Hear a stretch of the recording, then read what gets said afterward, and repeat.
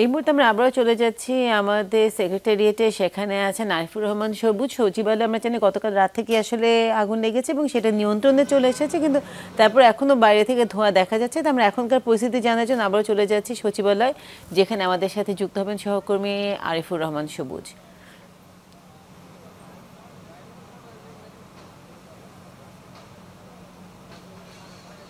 দুনিয়া মূলত আগুন নিয়ন্ত্রণের যে কাজটি, আগুন নিয়ন্ত্রণে এসেছে, এখন পুরোপুরি নির্বাপনের যে কাজটি, সেই কাজটি ফায়ার সার্ভিসের যে কর্মীরা রয়েছেন, ফায়ার ফাইটাররা রয়েছেন, তারা সেই কাজটি করে যাচ্ছেন।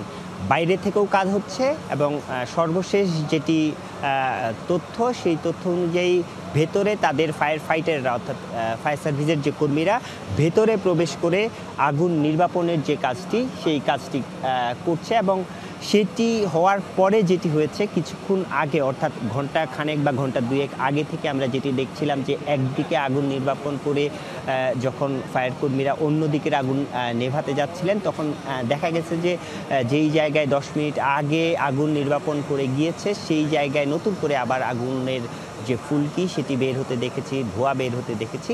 এখন যেহেতু ফায়ার ফাইটাররা সশরীরে ভেতরে প্রবেশ করেছেন, সেই জায়গা থেকে অর্থাৎ তারা এক জায়গায় যখন আগুন নেভাচ্ছেন, সেখানে সশরীরে গিয়ে তাদের যে ফায়ার ফাইটাররা সেখানে পুরোপুরি যে নিয়ন্ত্রণের কাজটি, সেই কাজটি করে তারপর সামনের দিকে এগোচ্ছেন। অর্থাৎ যেহেতু অনেক বড় একটি ভবন, সেই ভবনটিতে মূলত ফায়ার ফাইটাররা এখন আমরা যতটুকু দেখতে পাচ্ছি পূর্ব দিকের যে অংশটি রয়েছে, সেই অংশটিতে এখনও ধোঁয়ার কুণ্ডলী বের হতে দেখছি।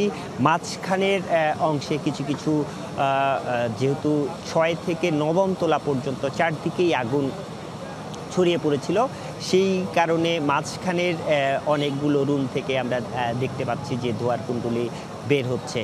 এবং ফায়ার ফাইটাররা যারা ভিতরে সশরীরে প্রবেশ করেছেন, তারা পশ্চিম অংশ থেকে কাজ শুরু করেছেন। পশ্চিম অংশ থেকে সেটিকে ফায়ার সার্ভিসের যে ভাষা, সেই ভাষায় ডাম্পিংয়ের কাজ বলা হয়ে থাকে, সেই ডাম্পিংয়ের কাজটি শুরু করেছেন। এবং আমরা এখন যতটুকু দেখতে পাচ্ছি যে পশ্চিম অংশের থেকে মাঝামাঝি অংশটি পর্যন্ত পুরোপুরি আগুনের কোনো আগুন দেখতে পাচ্ছি না, ধোঁয়াও দেখা যাচ্ছে না। বলা যায় যে এই অংশটিতে আগুন পুরোপুরি যে নির্বাপনের কাজটি সেটি শেষ হয়েছে। এখন মূলত পশ্চিম অংশের যে জায়গাটি, সেই জায়গাটিতে আগুন নির্বাপনের কাজটি চলছে এবং দুইভাবেই চলছে। সেটি তাদের যে আগুন যখন লাগে 1:58 মিনিটে, সেই সময় থেকে তারা যেভাবে আগুন নিয়ন্ত্রণের কাজটি করছিলেন, প্রথমে মূলত তাদের যে অত্যাধুনিক সরঞ্জামগুলো রয়েছে, টিটিএল এবং স্নোরকেল সহ অন্যান্য যে সরঞ্জামগুলো রয়েছে, সেই সরঞ্জামগুলো ব্যবহার করে মূলত আগুনের নির্বাপনের কাজটি করছিলেন।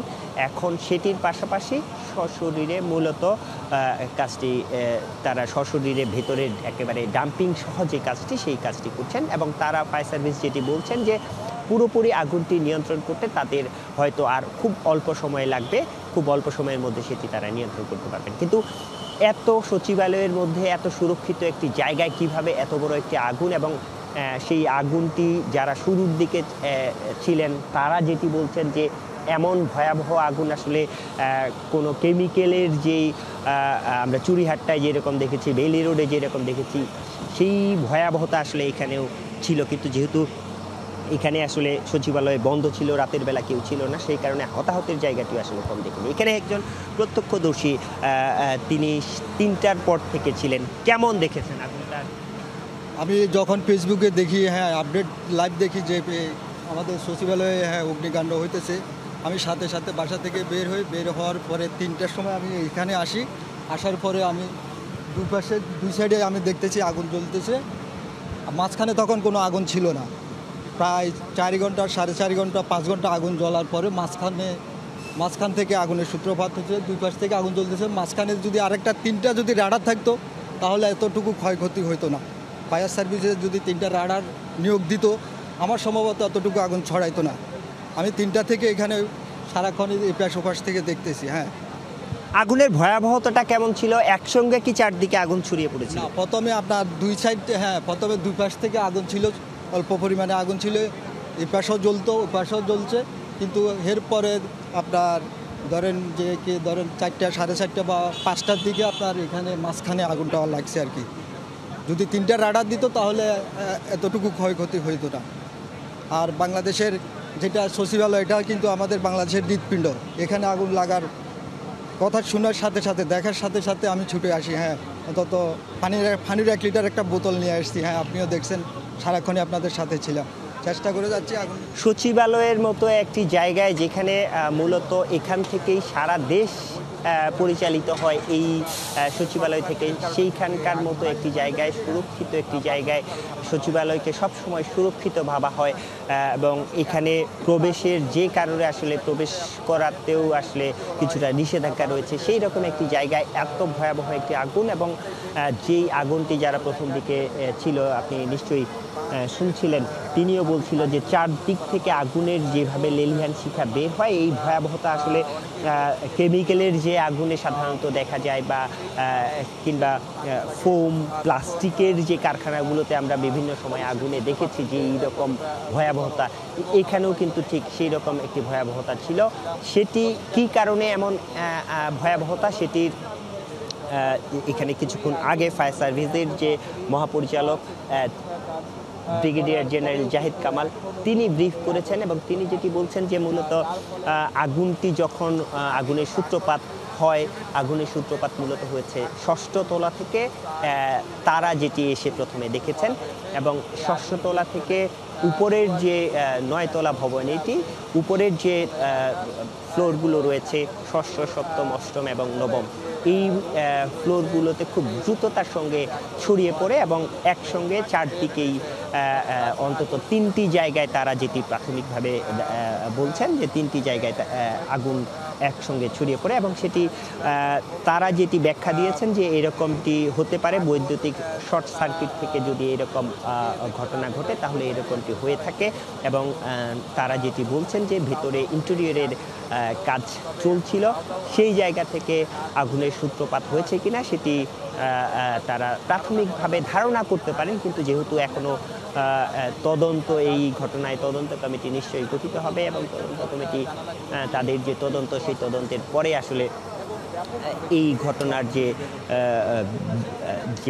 মূল কারণ সেটি হয়তো তারা বলতে পারবেন। এখন পর্যন্ত যেটি হয়েছে যে এইখানে যে গুরুত্বপূর্ণ অনেকগুলো মন্ত্রণালয় ছিল, মূলত অর্থ মন্ত্রণালয়ের যে 3টি বিভাগ, এর পাশাপাশি সড়ক পরিবহন ও সেতু মন্ত্রণালয়, শ্রম মন্ত্রণালয় এবং যুব ও ক্রীড়া মন্ত্রণালয়, অনেকগুলো মন্ত্রণালয় গুরুত্বপূর্ণ মন্ত্রণালয়ে ছিল। সেই মন্ত্রণালয়ে নিশ্চয়ই অনেক গুরুত্বপূর্ণ নথিপত্র থাকার কথা। সেই নথিপত্রগুলো কতটা কী ক্ষতি হয়েছে সেটি যদিও এখন পর্যন্ত ফায়ার সার্ভিস বলতে পারছেন না, কারণ সেটি আগুন নির্বাপনের পর ভেতরে প্রবেশ করতে হবে এবং ভেতরে প্রবেশ করার পর সব কিছু পুড়ে গিয়েছে কিনা বা কী কী পুড়ে গিয়েছে সেটি ফায়ার সার্ভিসকে যেমন ঢুকতে হবে, তেমনি এইসব দপ্তরের যারা দায়িত্বরত ছিল, এইসব দপ্তরে যারা কর্মরত ছিল, তারা এই বিষয়গুলো আসলে প্রথমে প্রবেশ করার পর সেই জায়গাটি আসলে নিশ্চিত হওয়া যাবে যে কী কী নথিপত্র আসলে ছিল, কী কী নথিপত্র বেঁচেছে বা কী কী নথিপত্র পুড়ে গিয়েছে।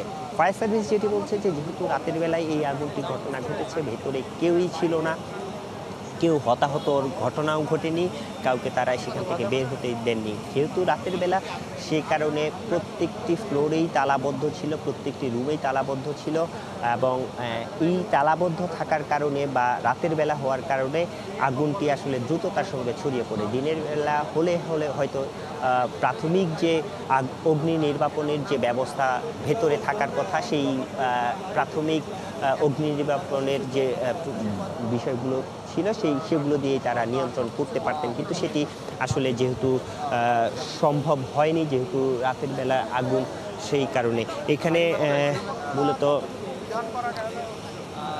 এখানে যেই বিষয়গুলো রয়েছে,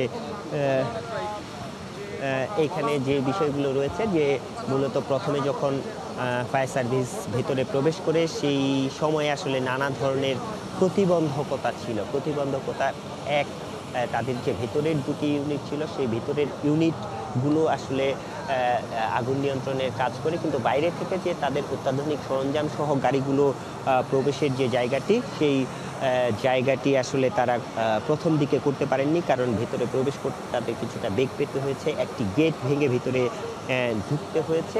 সেই গেটটি ভেঙে ঢোকার পরে তাদের যে অত্যাধুনিক সরঞ্জাম গুলো ছিল, সেই সরঞ্জামগুলো দিয়ে মূলত তারা অগ্নি নির্বাপনের কাজ শুরু করেছেন। এবং যেহেতু বাইরে থেকে ভেতর থেকে জানালাগুলো বন্ধ ছিল, প্রত্যেকটা রুমের সঙ্গে কাচের জানালা ছিল, সেই কাচের জানালা দিয়ে আসলে পানিও প্রবেশ করানো যাচ্ছিল না।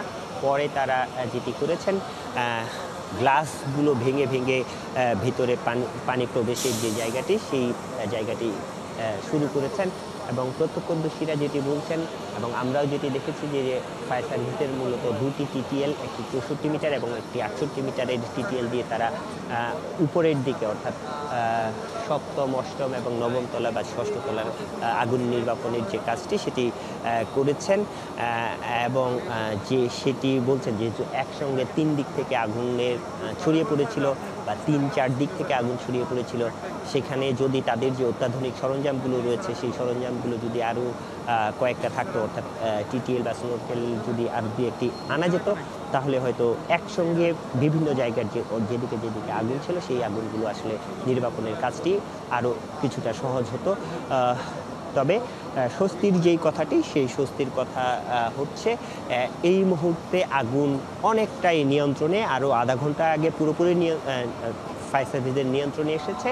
এখন যে নির্বাপনের, অর্থাৎ পূর্ব দিকের অংশে যে আগুন জ্বলছে বা ধোঁয়ার কুণ্ডলী আমরা দেখতে পাচ্ছি, সেই জায়গাটিতে নির্বাপনের কাজটি ফায়ার ফাইটাররা করে যাচ্ছেন। এবং ডাম্পিংয়ের কাজ যেটি একই সঙ্গে, অর্থাৎ আগুন নেভানোর কাজের সঙ্গে সঙ্গে ডাম্পিংয়ের কাজটি, অর্থাৎ পশ্চিম দিকের যে আগুন সেটি এখন দেখা যাচ্ছে না, সেখানে নেই, সেই জায়গাটিতে মূলত সশরীরে ফায়ার ফাইটাররা নির্বাপনের ডাম্পিংয়ের যে কাজটি, সেই কাজটি করছেন। অসংখ্য ধন্যবাদ আসলে আমাদের সাথে যুক্ত থাকবার জন্য।